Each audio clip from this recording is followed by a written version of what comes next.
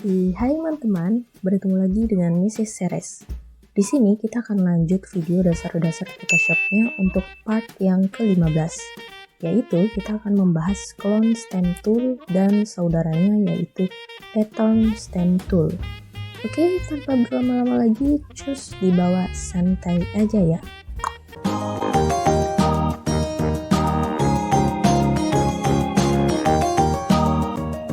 Clone stamp tool, seperti namanya, clone yang artinya ganda atau cloning gitu, lalu stamp yang artinya seperti stempel yang sering kita lihat di kantoran-kantoran gitu.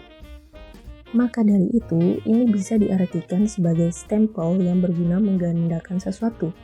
Ya iyalah, dia kan gandakan cap-cap gitu kan. Nah itulah, tapi ini secara digital. Kita akan berkenalan dengan dia dari segi kegunaannya yang sering dipakai orang-orang, termasuk saya sendiri. Clone stamp tool ini sering digunakan untuk menghilangkan objek atau benda yang tidak diinginkan pada foto dengan menggandakan background belakangnya untuk menutupi objek tersebut, seperti terlihat natural. Cara menggunakannya adalah pilih clone stamp tool, atur ukuran brushnya sesuai dengan objek yang ingin digandakan, lalu tahan Alt. Sambil menahan Alt, kita akan klik kiri mouse-nya di objek yang ingin kita gandakan itu. Setelah udah, lepas tekanan Alt dan klik kirinya, maka akan muncul preview sampel yang udah kita ambil pakai Alt tadi. Setelah itu kita tinggal klik kiri deh untuk meletakkan sampel ganda tadi itu di tempat yang kita inginkan. Kalian notice icon plus ini kan? Nah itu tuh menandakan sampel yang akan kita gandakan.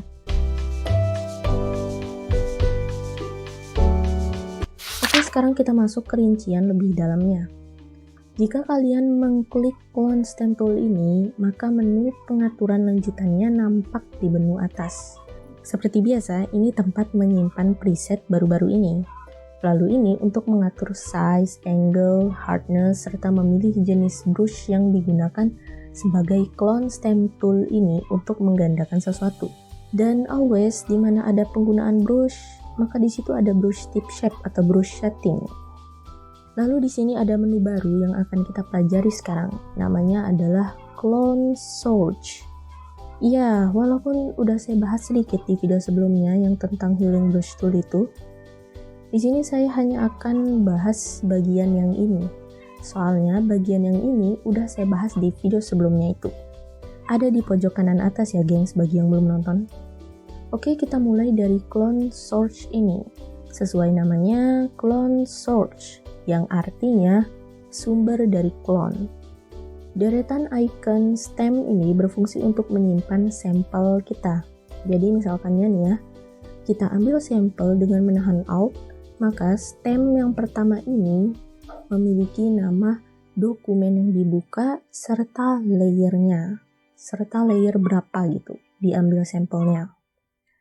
Nah, jika kita pindah ke icon kedua yang belum punya nama, berarti dia belum punya sumber sampel dari gambar manapun. Kita akan memakainya untuk mengambil sampel objek lainnya. Lalu kita akan memakai dua stempel ini di gambar lain, juga bisa loh teman-teman. Jadi ya ibaratnya seperti kita punya 5 stempel dengan sampel di dalamnya yang berbeda-beda. Jadi kita punya 5 stempel tapi cap perusahaannya itu berbeda-beda. Oke, pindah ke offset. Setelah saya menelitinya, offset ini seperti menunjukkan letak dari stamp pertama. Jadi misalkan kita mencet Alt lalu mengambil sampel, setelah itu kita taruh dia di suatu tempat, maka offset akan menunjukkan hal itu. Kalian ingat grafik yang dipelajari pas sekolah kan, yang kalau X itu menunjukkan ukuran versi horizontalnya atau tidur, kalau yang Y itu berdiri atau vertikal. Nah, sama seperti ini, offset ini menunjukkan letak hasil stempel pertama dengan titik pusatnya itu berada di titik awal kita pencet Alt tadi. Ya benar, titik pusatnya itu adalah sampel pertama tadi. Seperti contoh ini, Y-nya 0, berarti dia berada di ketinggian yang sama dengan sampel pertama tadi, kecuali X-nya yang berbeda. Nah, kalau W dan H ini seperti biasa lah ya, mengatur size dari ukuran sampel yang kita ambil. W itu weight atau lebar, kalau salah, height itu tinggi. Dan kalau W dan H ini beda halnya dengan mengatur ukuran brusnya ya, itu hanya mengubah brusnya saja, tapi tidak sampelnya. WH ini untuk mengatur size ukuran sampel ya, intinya seperti itu. Lalu rantai ini berguna, W dan H ini tetap berkaitan supaya menghasilkan ukuran yang sempurna. Kalau rantai dinonaktifkan, maka bisa kemungkinan terjadi gaping pada ukuran sampelnya. Seperti biasa, kalau ada simbol seperti ini, artinya dia mengatur angle atau sudut kemiringan sampel kita. Tombol ini untuk mereset ke sudut 0, yaitu nggak miring sana kemari. Sekalian dia juga mereset ukuran sampel ke ukuran asli sebenarnya. Nah, untuk frame offset dan lock frame ini saya sejujurnya masih kurang tahu kegunaannya. Dan jujur saja, saya tidak sering bergelut di cloud source ini. Jadi kalau saya gunain clone stamp tool ya sebatas alt lalu klik kiri itu doang.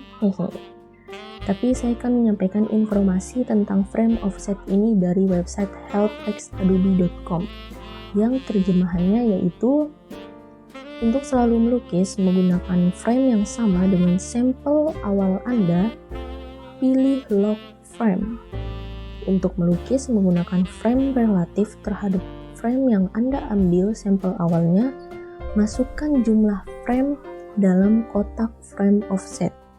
Jika frame yang ingin Anda gunakan adalah setelah frame yang Anda sampel awalnya, masukkan nilai positif. Jika frame yang ingin Anda gunakan adalah sebelum frame yang Anda sampel awalnya, masukkan nilai negatif. Entahlah, saya juga masih kurang mengerti. Kalau teman-teman tahu, bagi-bagi ini di komentar bawah ya. Nah, untuk menu-menu selanjutnya ini udah pernah saya bahas di video sebelumnya, dan pembahasan itu juga ada di video healing brush tool juga. Namun di sini saya akan membahas lagi yang aligned. Gimana sih bacanya? Tunggu. Kita ke Google Translate. Aligned. Oke. Namun di sini saya akan membahas lagi yang aligned. Tertarik saya nih sama align sini. Jadi gini gengs, kalau align-nya aktif, maka sampel kita akan melukis keseluruhan sekitarnya cuman sekali doang. Tapi kalau align-nya mati, maka sampel yang kita ambil itu bisa kita pakai lebih dari sekali di tempat lain. Tebak bukan? Oke, next to pattern stamp tool. Yaps, ini sama seperti kita melukis pattern atau pola di kanvas. Cara membuat pattern kita sendiri ialah buka gambar yang ingin dibuat polanya, lalu atur size-nya jadi kecil, kira-kira 400 pixel dan 700 pixel.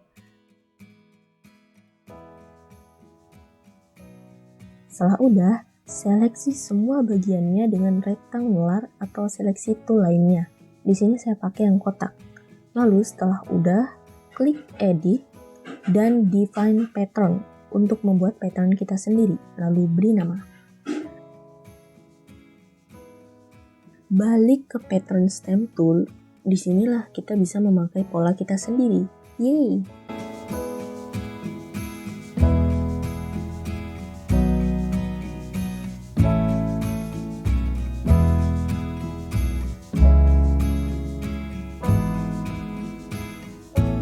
Oh ya, menu-menu ini juga udah saya bahas di video sebelumnya.